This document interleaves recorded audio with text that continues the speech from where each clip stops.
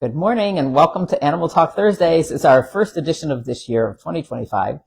We're very excited to be back, and not that we went anywhere. I mean, we've been here, but we're very grateful to have you back. We're going to be doing a new and improved version of Animal Talk Thursday because Becca and I were talking about this, and Becca's behind the camera, but you'll hear her voice. Hi. We've been talking about different things that we could do, and we like to improve things every year. So this year you're going to be getting a combination of live and a combination of recorded. And it doesn't matter if you're not watching at 10 o'clock on Thursdays, they're all recorded anyway. So you'll get everything on that way. What we're going to be doing is basically some of what we're going to do today with some interview with me and talking about some things about animal communication or what's happening with animals and what they think about.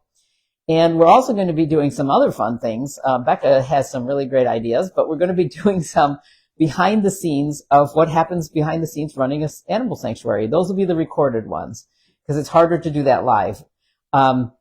We may do some lives with it at some point, but anyway, you're going to meet some other people. I will still be involved in all of this, and you'll meet some other people too, some of our animal caretakers and other directors, and talking about what we do here behind the scenes. We're also going to try to do some animal communication in action and how we use it here at the sanctuary all the time when there's an animal that has an issue and how we work through it. We don't usually video those, but we're going to try. So we're going to see if we get some fun things and also some stories. Becca has asked me to do some stories about certain animals because we have a lot of those. So you're going to be getting a compilation of things. We will be here every week and maybe live every other week. We're not sure exactly how that's going to work, but anyway, and we'll have more of this as well. Yay. We're so excited. Okay, so since tomorrow's Valentine's Day, we wanted to do some questions today in honor of love. So I guess to start us off, do you have any good stories from animals here on the farm that have taught you any important lessons about love? Oh, geez. I have so many stories because that's like the main thing that animals like to teach about. And they have so much to teach us humans about love because we humans make love very complicated. And I know Becca's got a list of questions that I know are going to be coming. So it's really a great thing. And we will, so let me start off with this one. So years ago, we had a llama named Gulliver who was here, and Gulliver was a master teacher. He was a huge llama, and he had these great big eyes. And people either were inspired by Gulliver or they were afraid of him, one or the other, because he was incredibly deep and spiritual. And when he looked at you, he saw you, and you knew it. Like people they'd come out of there in tears saying, it's like he looked to my soul, and that's what he did.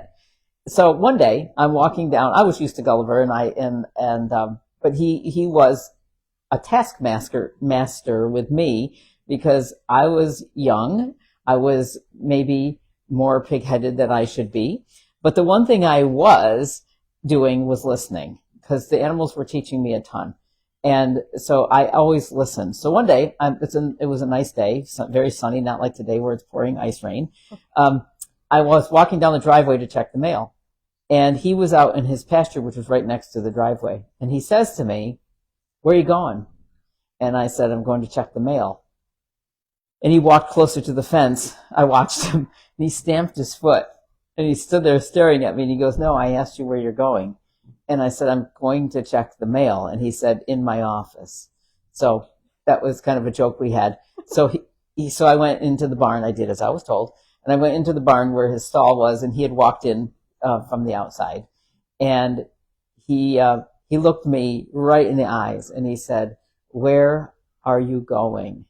And I knew what he was asking. And I said, "To check the mail?" And he was like, "No, I'm asking you, where are you going?" And I burst into tears, and I was like, "I don't know where I'm going. I don't know where I'm going." And he said, "Right, and that's why you're here." So he went through a very long conversation with me, and his question to me was, why aren't you teaching people what the animals are teaching you? And I was very offended by his question because I was very committed to repeating messages exactly the way the animals gave them to me. And I defended myself and said that to him. And so I'm having an argument with the llama.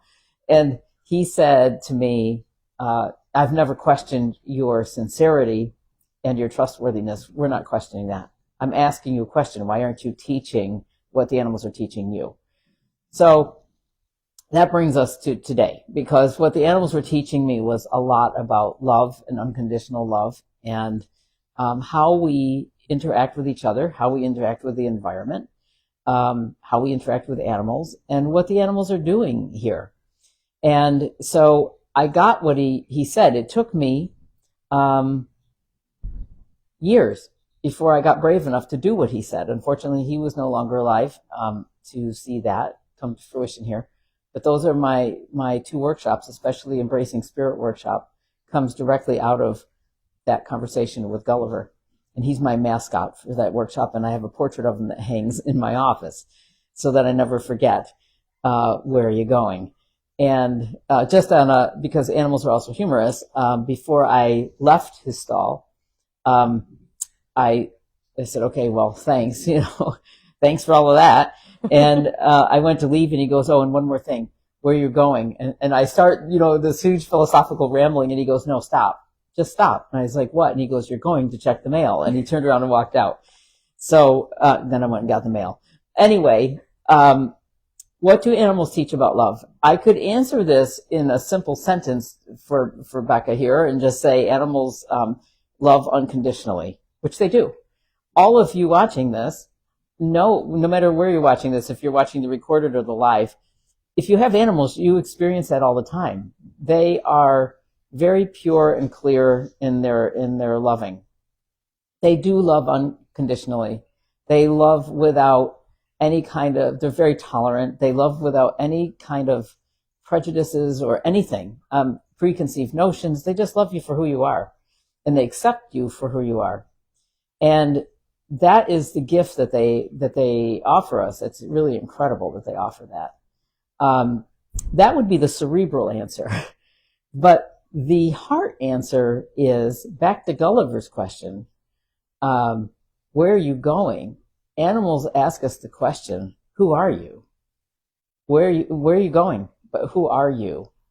And when I see interactions here with the animals here, when I see visitors come or whatever, especially whether it's the cat room like we're in now, or in the barn with the horses, horses in particular are big at this, and where they will hang their heads out of the stall, or they watch people come in, and people will be drawn to certain horses and go over to be with them. And the horses hold a space for these people to just be who they are. And for the horses basically to say, hey, I see you for who you are, and I'm mirroring this, we accept you for who you are.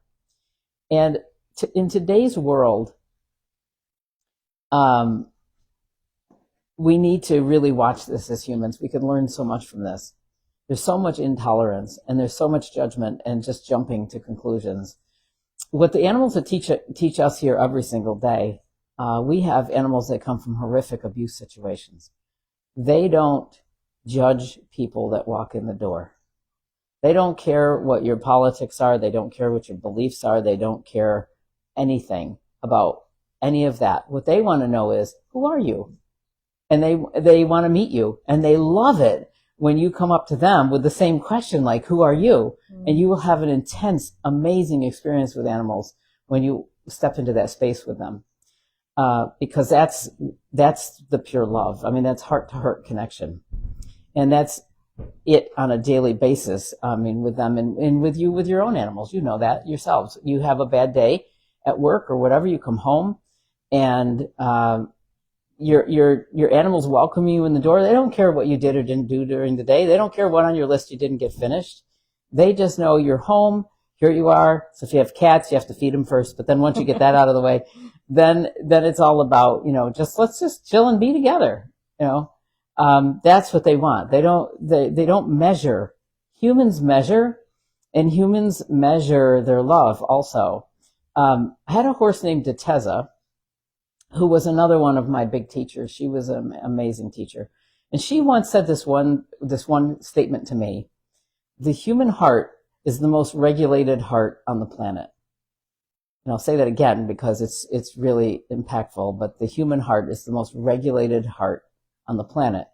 And what she said is, you put conditions on your love, you put definitions on your love, you put stipulations on your love, you can love certain people at certain times in certain circumstances or situations, but it's not a basic love. So Becca, one of your questions was, can you ask there was a question? Yeah, one of my questions was, is the way that animals experience love different than the way humans experience love?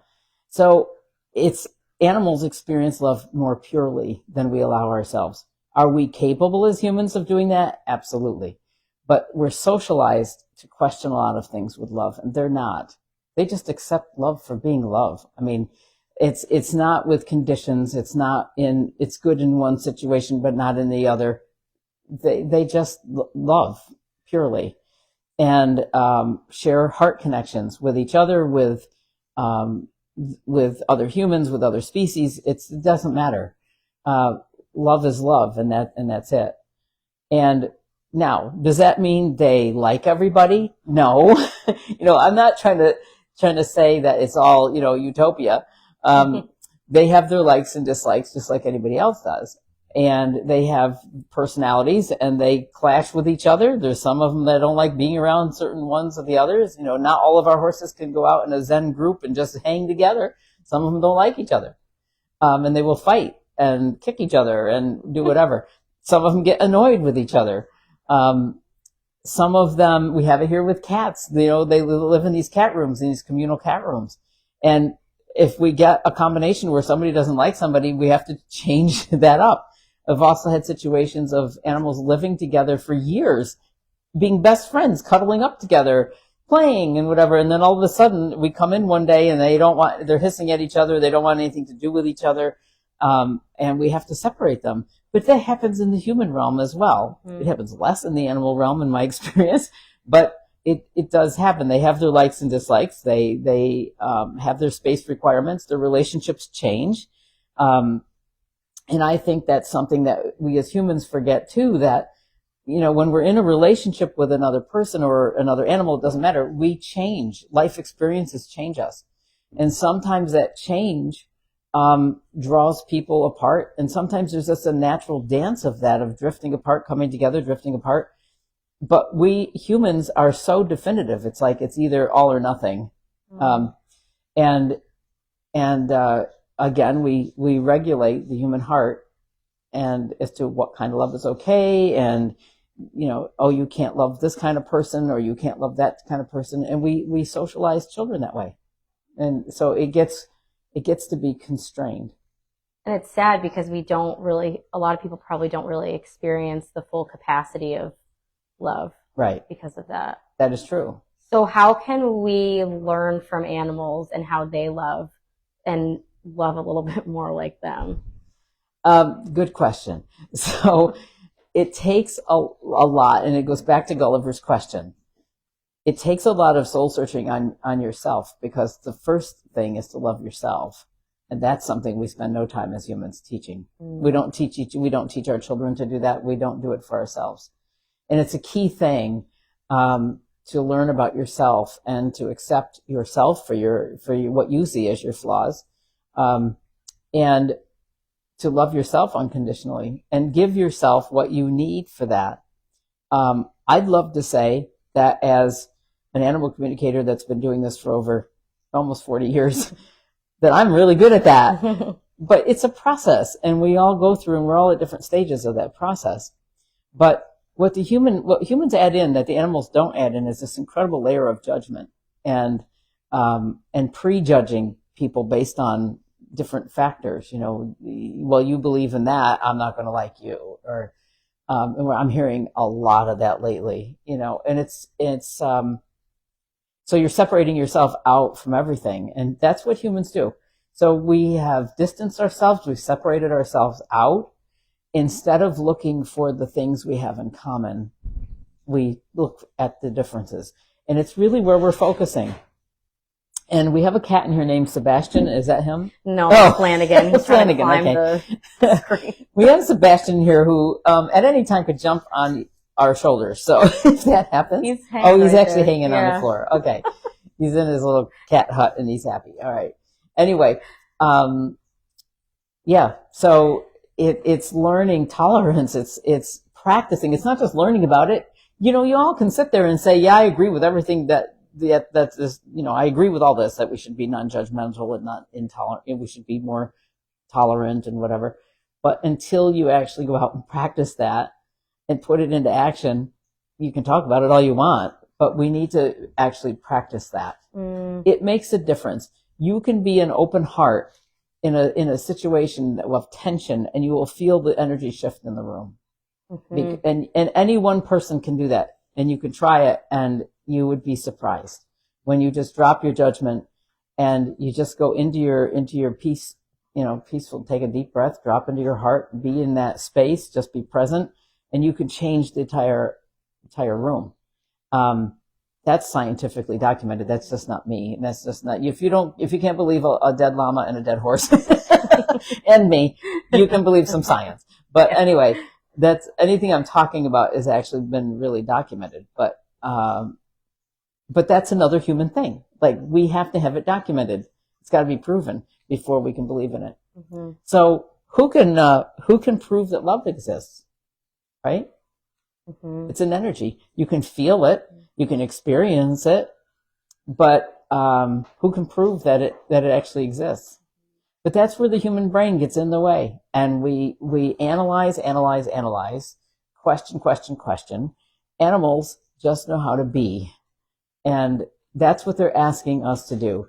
They're asking us to learn how to be humans, how to be in ourselves, how to relate to each other, how to love unconditionally. So I can turn this around to everybody listening and say, you know, so where are you going? Who are you? Where are you going? And a lot of you won't know the answer to that, and that's okay. That's totally okay.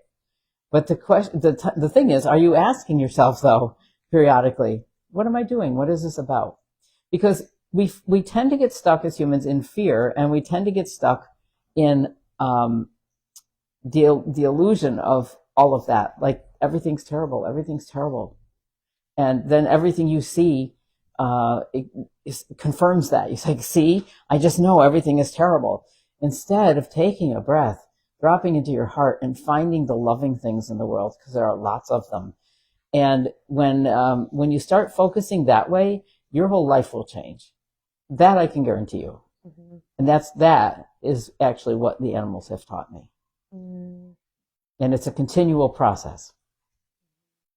And that also is scientific too. Yes. If you believe something, you'll notice more of it. Yeah, that's true. And you'll attract more of it. Yeah. And we attract what we think about. So if we're thinking about all the things that are wrong in the world and the fear and what's going wrong and, oh, I don't like this and I don't like that, you're just going to attract more and more of it. And if you instead can settle into yourself and the positive things and the things that you're hopeful about or that you see, and if you can't see anything that's hopeful, you need to change your viewpoint. You need to go someplace else. Go step outside. Go do something to find something that is more that brings the beauty back. You know, I just have to say this. I posted a picture on Facebook a couple of nights ago of a beautiful sky with the clouds and everything and the moon. And a lot of people responded. So some of you watching this video may have been one that responded. But I had some people going to this very negative place, you know, see, it's chemtrails and it's like all this stuff. Now, please don't make comments on here that chemtrails are real and all of that. I'm not even going to get into that. Even if they are, and I'm not going to go into what I believe or disbelieve, because I tend to be open to all of that stuff. I think there's reality in all of this stuff, and I don't think it's not real. But this happened to be clouds, and it happened to be a pretty inspirational picture. But we tend to see something like that and then try to find the negative. Like, oh, that can't be real. Or somebody asked if I photoshopped it. And to be honest, I got out of my car, I looked up at the sky and I was like, whoa, that's pretty. I grabbed my phone, I took it on click, put it in my pocket. got back up to the house and went, I was telling Margaret, the sky is really beautiful tonight. And I said, look, I took a picture of it, and I got the phone out. I was like, wow, that's a real cool picture. I think I'll throw it on Facebook. It was done to be inspirational, but yet we will find out, we do this all the time. We'll post really beautiful pictures, but inevitably there'll be comments that are like negative about it. And we just really all need to be careful, because whatever you focus on, I mean, see the beauty for the beauty. And then, you will see more beauty, and you will feel more beauty, and you'll feel more peace. That's what we need to focus on. And that's what the animals tell us. So that's the Valentine's Day message. I love it. It's so good. Yeah. And I think, even just your own animals at home, just kind of noticing how they just are present and they take life for what it is, and they don't let their mind make up stories about it. Yeah. They don't say, okay, you bring out the Kong toy. In our house, we use, for our dogs, some Kong toys with peanut butter. Is a special thing. Usually it's when they're going to get something like their nails trimmed or whatever. But anyway, they see those Kong toys coming out, and they're like all excited. They don't stop and go, wait a minute. There must be a catch to this. I've been reading that Kong toys with, I mean, they don't do that. They take it for what it is in that moment, and not overthink it. We humans are too much in our heads most of the time. It's a gift we are all given. Human intelligence is a great gift, but it works against us sometimes in a big way. Animals also are extremely intelligent, but they know how to live from the heart, and they're very, very adept at that. And when you pair that with their non-judgmentalness and all the gifts that they offer us, the reason they have all of those traits that we love is because they do know how to be in their heart. Mm-hmm. Guess what? Humans would have that as well. Humans are also, if the other thing the animals teach me is how beautiful the human heart is. Mm-hmm. And I firmly believe that. I think I actually, thank you, because I want to say this. This is actually the most important thing I've learned from the animals, is how beautiful humans are. And I truly mean that I do see that. Are there humans who annoy me? Absolutely. Are there humans who I fall into my judgment space? I'm ashamed to say yes, there are. But at the end of the day, I always try to find something that person has that is beautiful or is, commendable, whatever. And I always can find something. Everybody can always find something. The animals go to that place first of, there's a nice person. I have had people, we at Spring Farm have had people come in that were part of the history of some of these animals and their abuse. And the first time it happened, I know our staff was really, really upset that this person was coming, but the court ordered that this person could come visit their horse that had come from a cruelty situation. Actually, it was a neglect situation. And so it was court order. We had to follow that. I'm so glad it happened the way it did. So the person came in, and I had said to the staff, let's hang on. We got to take a step back here. Let's just hang on. Who are we to judge this person? Let's let the horse tell us what they want. And if the horse doesn't want this person here, we will act accordingly. But that horse lit up when he saw that person walk through the door. And that horse had nothing but love for that person. And then we heard the story of the person's story. And I can tell you there wasn't a dry eye of anybody standing around listening to her story, because it was a reason she fell into horrific hard times and didn't mean to hurt her horse at all. Didn't realize what was happening, because she had no other choice in her life. She was actually looking to place him. So when she saw him here, we welcomed her here. He welcomed her here. So we welcomed her here as well. And she got to be a part of that horse's life for the rest of his life. He stayed here. He got everything he needed, and he still had his human contact. That is the way it should be.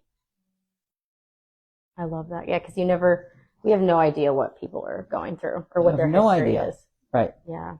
But we tend to judge instantly, not realizing that you're also looking at a human being who's in enormous pain. Yeah. Yeah. Yeah, but I I like trying to focus on the animals and look at the good stuff first instead of the quote unquote bad stuff first. And also the stuff that we have in common, even somebody who you judge, at the end of the day, we all want love and acceptance. That's right. At our core. That's right.